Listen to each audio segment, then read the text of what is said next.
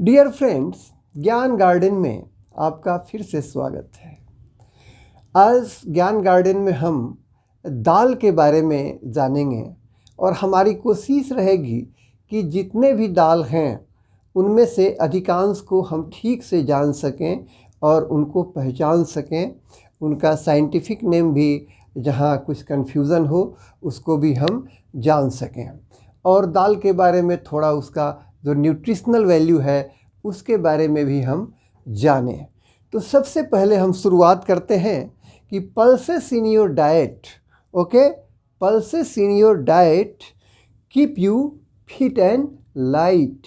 Okay, fit and light का मतलब है कि शरीर से फिट होना, ओके, हेल्दी होना, और लाइट का मतलब ओबेसिटी नहीं होना, बहुत मोटापा नहीं आना।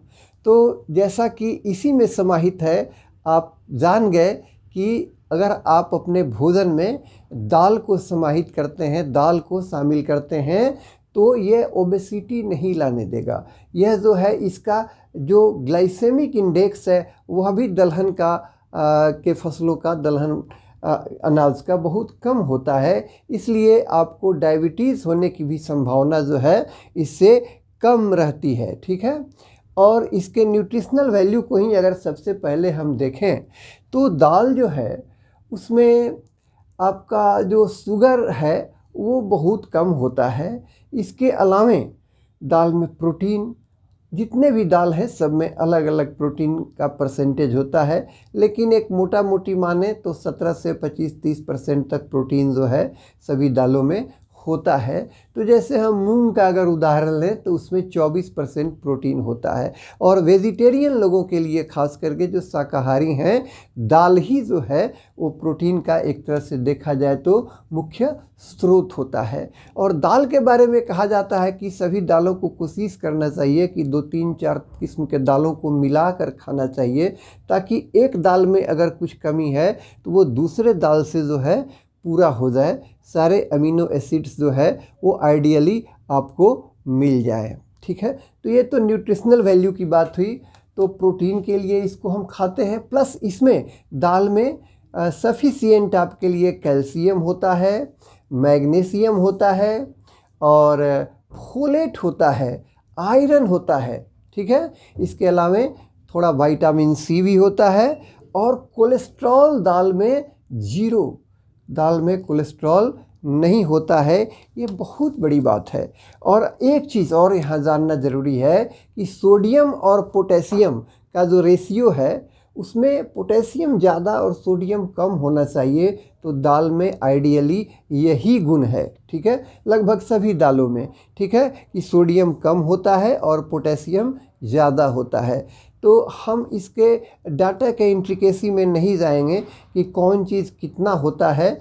यह जो है हर दालों में थोड़ा कम बेस होता रहता है। इसके अलावे एक और अच्छा चीज़ है दाल के बारे में, खास करके न्यूट्रिशन के ख्याल से देखें तो इसमें एंटीऑक्सीडेंट्स होते हैं, बीटा कैरोटीन इसमें होता है, विटामिन ई भी थोड़ा होता है। ठीक है, और जहाँ तक बाकी विटामिन्स की बात है तो विटामिन B6 होता है, thiamine, riboflavin, niacin, pantothenic acid इत्यादि इसमें होते हैं, और थोड़ा विटामिन के भी होता है। इसलिए अपने भोजन में आप दाल को ज़रूर शामिल करें।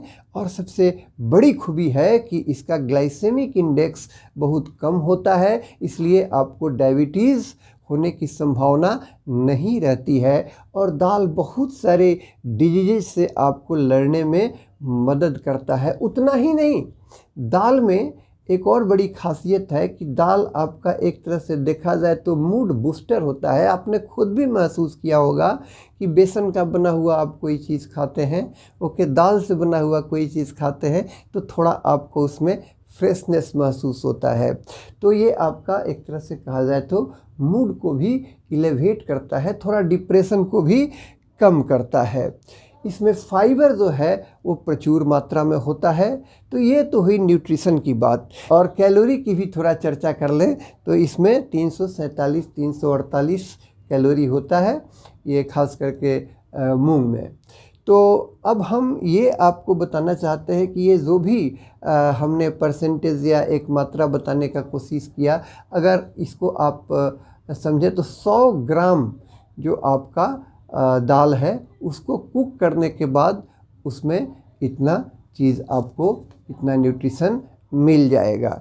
अब थोड़ा हम यहाँ एक चीज़ देखें, आपको भी हो सकता है कि लगता होगा कि हम दाल क्यों उगाएं।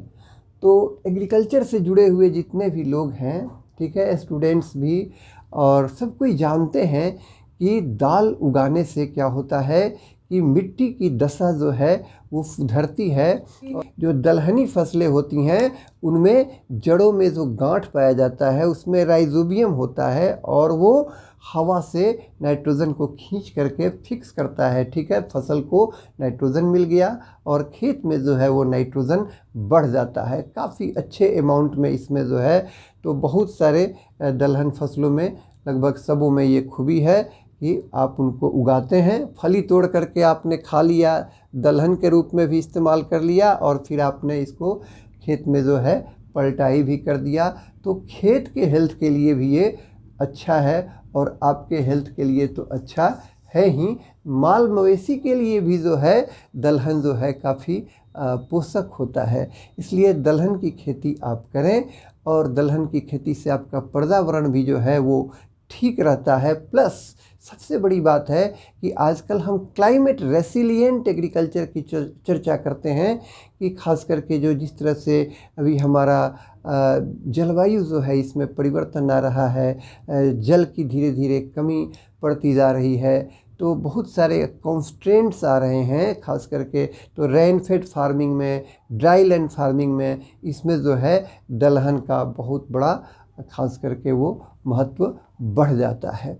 तो दलहन जो है हमारे भारत में, इसकी खासियत है कि भारत सबसे ज़्यादा दलहन का उत्पादन करने वाला देश है पूरे संसार में। लेकिन क्या यह पूरा पड़ता है हमारे लिए?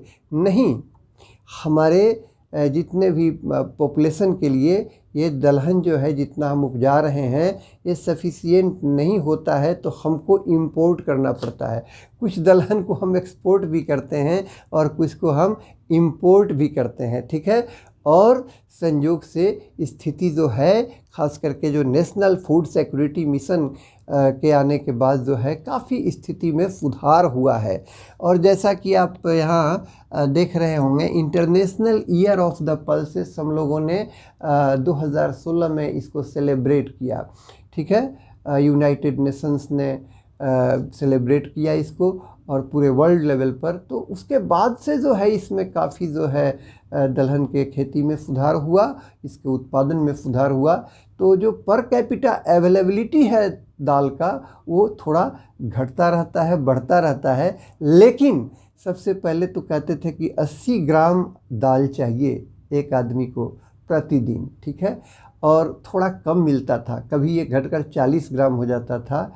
लेकिन फिर बाद में लोगों ने रिकमेंड किया कि नहीं, ये 40 से 50 ग्राम तक ठीक है। तो इतना अभी हमको मिल जाता है और ये थोड़ा बहुत फ्लक्चुएट करता रहता है। यह सबको मिल जाता है? नहीं, कुछ लोगों को तो दाल जो है वो स्प्राउट्स के रूप में लोग खा लेते हैं।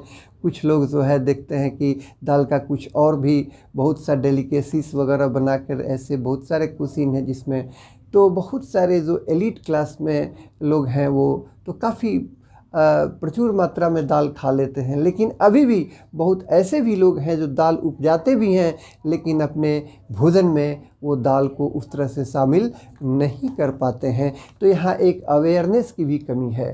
हर साल हम लोग उस अवेयरनेस के लिए 10 फरवरी को खास करके एक अवेयरनेस लाने के लिए हम पूरे वर्ल्ड लेवल पर इसको सेलिब्रेट करते हैं, वर्ल्ड पल्स डे को, ठीक है। और इस बार इसका थीम था pulses for a sustainable future, ठीक है। एक टिकाऊ भविष्य के लिए दलहन जो है वो क्यों ज़रूरी है।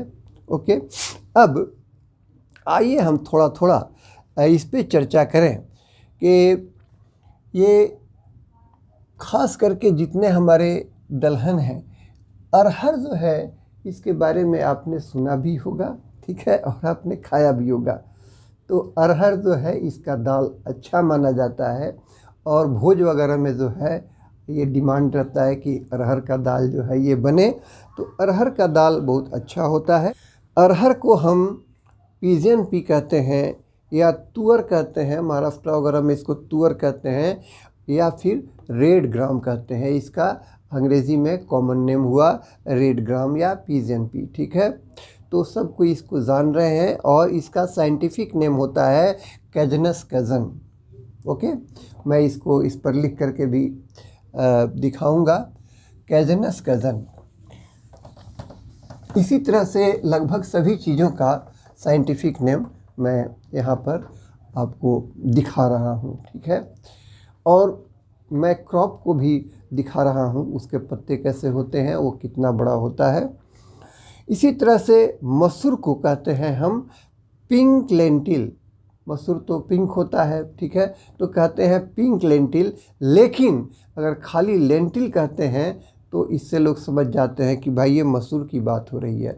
हालांकि लेंटिल एक ऐसा वर्ड है जो केवल मसूर के लिए इस्तेमाल नहीं होना चाहिए, इसमें और भी दलहन इस ग्रुप में आते हैं, इसलिए थोड़ा थोड़ा कन्फ्यूज़न भी इसमें होता है। जैसे चना है, चना को हम कहते हैं चिकपी या देसी चिकपी या बंगाल ग्राम, और इसे बोटेनिकली इसको कहते हैं साइसर एरिएटिनम, साइसर एरिएटिनम। ओके, अब हम आगे देखें। मूंग का दाल जो है ये हेल्थ के लिए भी काफ़ी अच्छा माना जाता है, और ये आसानी से डाइजेस्ट भी हो जाता है।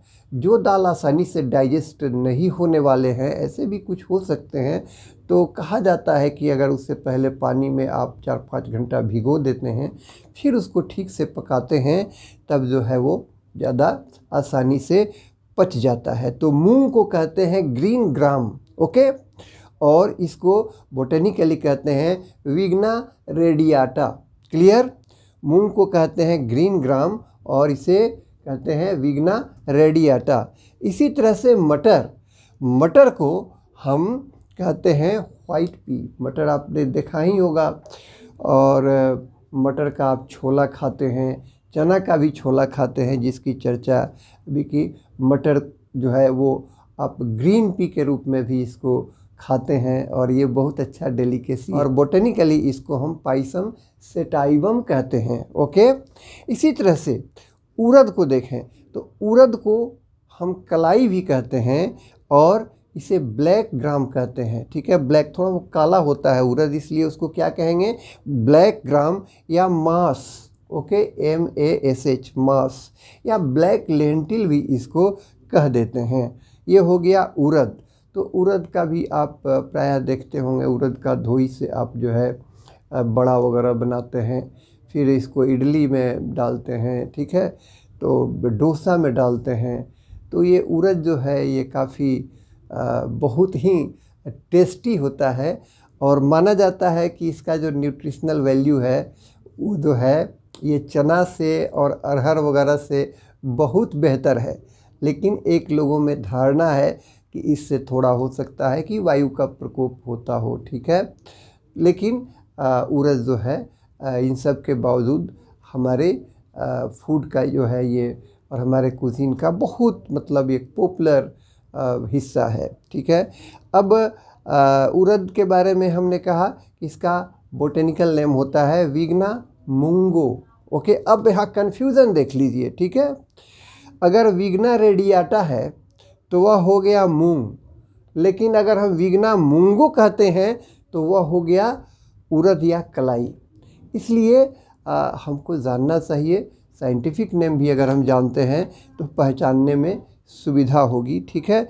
और काबुली चना, यह भी आपका एक चिकपी ही है, लेकिन वाइट होता है। इसका आप छोला वगैरह तो खाते ही हैं, इसको लोग काफ़ी पसंद करते हैं। यह भी बोटेनिकली साइसर एरिएटिनम है, और इसको हम गार्बेंजो बीन भी कहते हैं, गार्बेंजो बीन या वाइट चिकपी आप इसको कह सकते हैं, काबुली चना। अब एक चीज़ थोड़ा बताते हैं, वो है कुल्थी।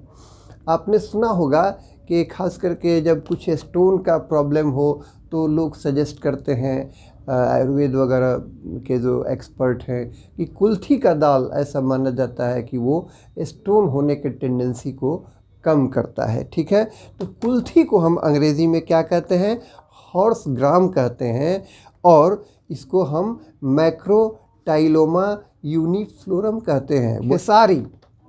खेसारी जो है, इसके बारे में कहा जाता था कि खेसारी खाने से पैरालिटिक होने की संभावना बढ़ जाती है। ठीक है, खेसारी में ऐसे कुछ टॉक्सिक सब्सटेंसेस होते हैं, लेकिन साइंटिस्ट ने एक्सपर्ट्स ने इसको जो है रिमूव करने का कोशिश किया। अब ऐसे कुछ वैराइटीज़ हैं जिससे यह संभावना नहीं रहती है। इसको हम चिकलिंग पी कहते हैं, या इंडियन वेज कहते हैं, या ब्लू स्वीट पी कहते हैं। क्लियर? अब बोटेनिकली लेथाइरस सेटाइवस कहते हैं, लेथाइरस सेटाइवस। ओके, और ख़ास करके अब दलहन में, अधिकांश दलहन की चर्चा तो हो गई। एक और है, वो है मोठ या मटकी जिसको कहते हैं, और ये ख़ास करके महाराष्ट्रियन जो डिश वगैरह होता है उसमें काफ़ी इसका इस्तेमाल होता है। तो मोठ या मटकी को हम ड्यू बीन कहते हैं या टर्किश ग्राम कहते हैं, और इसको हम कहते हैं विग्ना एकोनाइटिफोलिया, विग्ना एकोनाइटिफोलिया। ठीक है, तो यह जो चर्चा हुई, ये खास करके जितने हमारे कॉमन पल्सेस हैं जिसको हम खाते हैं, ठीक है, उनकी चर्चा हुई। ठीक है, और जो ये पल्स फैमिली है जिसको लेग्यूमिनोसी कह सकते हैं या फैबेसी कह सकते हैं, इसमें बहुत सारे क्रॉप्स हैं। ठीक है, तो उसमें कुछ का इस्तेमाल हम दाल के रूप में करते हैं, और कुछ वैसे भी हैं जिनका इस्तेमाल हम सब्जी के रूप में भी करते हैं। उसकी चर्चा हम बाद में भी कर सकते हैं। आशा करते हैं कि यह सेशन आपको अच्छा लगा होगा, और आज के बाद आप जो है अपने डाइट में पल्स को शामिल करेंगे, दाल को शामिल करेंगे। देखिए, दलहन बोलते हैं तो लगता है कि हम फसल की चर्चा कर रहे हैं, और दाल का मतलब उसका जो खाने वाला दाल है, हम उसकी चर्चा कर रहे हैं। Okay, thank you. और आप अपना फीडबैक देंगे तो मुझे बड़ी खुशी होगी, और इस चैनल को आप सब्सक्राइब भी करेंगे तो हम आपके कृतज्ञ रहेंगे। Thank you.